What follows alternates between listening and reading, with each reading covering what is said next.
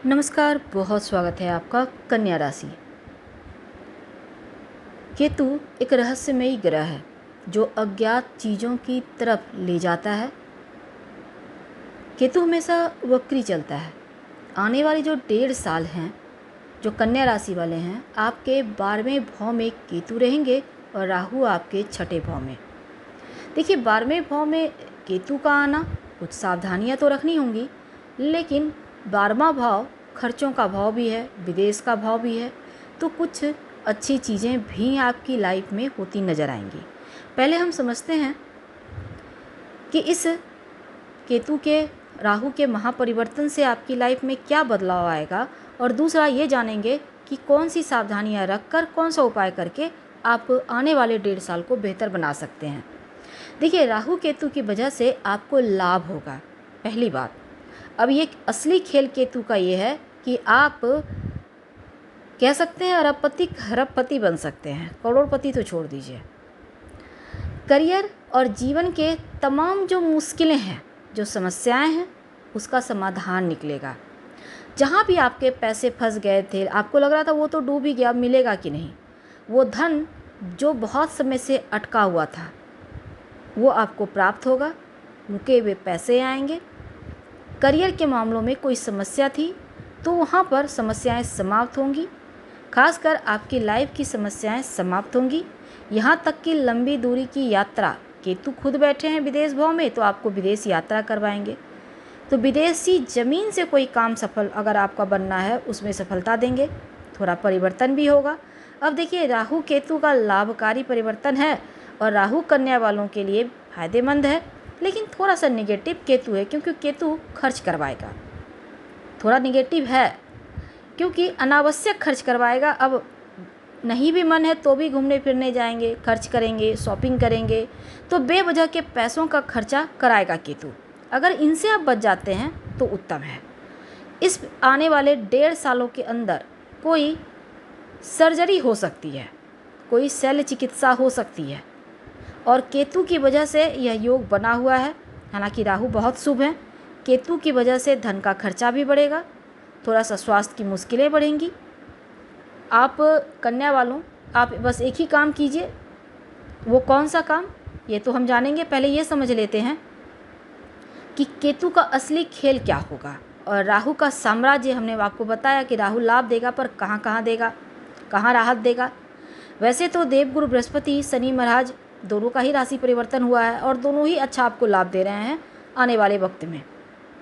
लेकिन गुरु, शनि और केतु महाराज,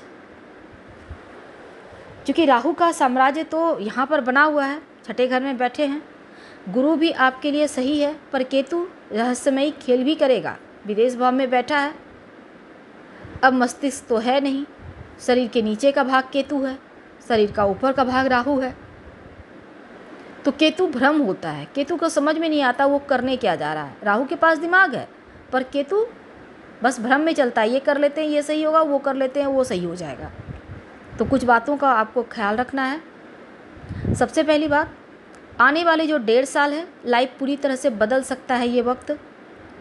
और शुभता तो प्राप्त वैसे आपको बहुत सारे ग्रह देंगे, लेकिन केतु महाराज का जो गोचर है विदेशी ज़मीन से लाभ देगा, विदेशी यात्रा करवाएगा, द्वादश भाव में बैठे हैं, बेवजह खर्चा भी करवाएगा।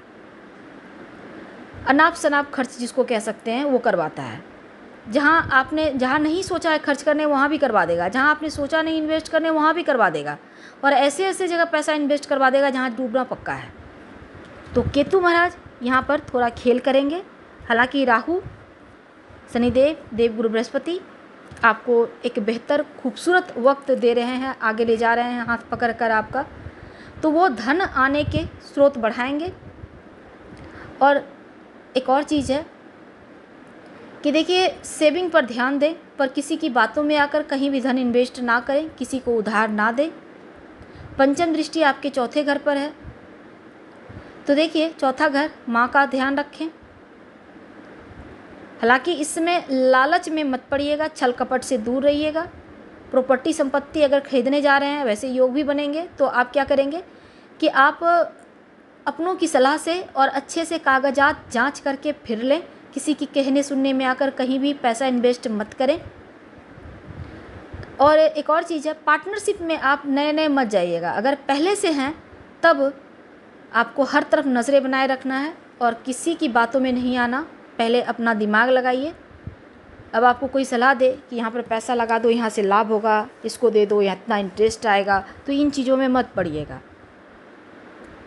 किसी को भी कर्ज ना दें, वो पैसा आपको डूब जाएगा। लालच में मत आइएगा। आने वाला जो 18 महीने हैं, केतु आपको विदेश भाव में बैठे हैं ना, तो खर्च तो करवाएंगे, खर्च का भाव है, तो आपको इस बात का ध्यान रखना है। केतु आपको कहीं ना कहीं फंसाएंगे, बवंडर में डालेंगे। और ज़रूरत से ज़्यादा अगर आपको ज़रूरी नहीं है तो कर्ज किसी से लेना भी नहीं है। बहुत वैसा ही आपको बहुत मजबूरी है तभी लीजिएगा। कई बार क्या होता है ना, लोग टेलीविज़न फ्रिज भी लेते हैं तो कर्ज में ही लेते हैं। बचिए। अब देखिए, आपके एक और चीज़ है कि आप सेविंग कीजिए सही जगह पे। भौतिक सुख का आनंद आप लेंगे। 18 महीने का वक्त है। अगर आप कर्ज में फंसे थे, कर्ज चूकेगा। आप गलत संगति से आपको बचना है, नशे से बचना है। ऐसे दोस्त, ऐसे करीबी जो आपको हमेशा गलत सलाह देते हैं या आपको लगता है कि इनके साथ रहना सही नहीं, या हमेशा ये आपको गलत चीज़ों में फंसा देते हैं, तो वैसे आप बखूबी समझते हैं इन चीज़ों को, तो ऐसे लोगों से दूर रहें। मांस मदिरा का सेवन तो बिल्कुल भी मत कीजिएगा। और एक और चीज़ है कि देखिए, छठे भाव में बैठे हैं, रोग चोट ऋण कर्जे शत्रु से राहु तो आपको बचा लेंगे, मुसीबत से बचा लेंगे, लेकिन केतु कहीं ना कहीं आपको गलत चीज़ों में डाल रहे हैं, शुभ प्रभावों को कम करने का प्रयास करेंगे। तो ऐसे में समय का सदुपयोग करें और विशेषकर लॉटरी, जुआ, सट्टा, शेयर मार्केट, इन चीज़ों में मत जाइएगा, नहीं तो आप पूरी तरह से बर्बाद हो जाएंगे। याद रखिए, शॉर्टकट के रास्ता से धन कमाने मत जाइए। हालांकि राहु आपका फेवर में है, लेकिन केतु भी फेवर में है, पर केतु कहीं ना कहीं थोड़ा सा धन के मामलों में आपको कहते हैं कि सतर्क रहिए, नहीं तो यहाँ पर चीज़ें गड़बड़ होंगी। प्लानिंग करके अच्छी जगह पे आप इन्वेस्ट करें। और अगर आपको लगे कहीं पर आपने डाला है, लॉस हो रहा है, तुरंत संभल जाएं, नहीं तो आगे और भी लॉस होंगे। बहुत सारा वक्त है, 1.5 साल का वक्त है, तो पश्चाताप करने से अच्छा है अभी से आप सतर्क होकर आगे बढ़ें। हमने आपको क्या क्या सलाह दी, इसका तो ध्यान रखना है। गणेश जी की आराधना करके ही दिन की शुरुआत कीजिएगा, उनको प्रणाम करके। सफ़ेद चंदन का टुकड़ा ब्लू कलर के धागे में लपेट कर अपने पास रखें। रोज़ हल्दी का तिलक माथे पे लगाएं तो आपकी मुश्किलें कम होंगी और केतु का भी बेहतर रिजल्ट मिलेगा। हम आपसे विदा लेते हैं। जानकारी अच्छी लगे तो लाइक कर सब्सक्राइब करें, शेयर करें, कमेंट करें। हर हर महादेव। धन्यवाद।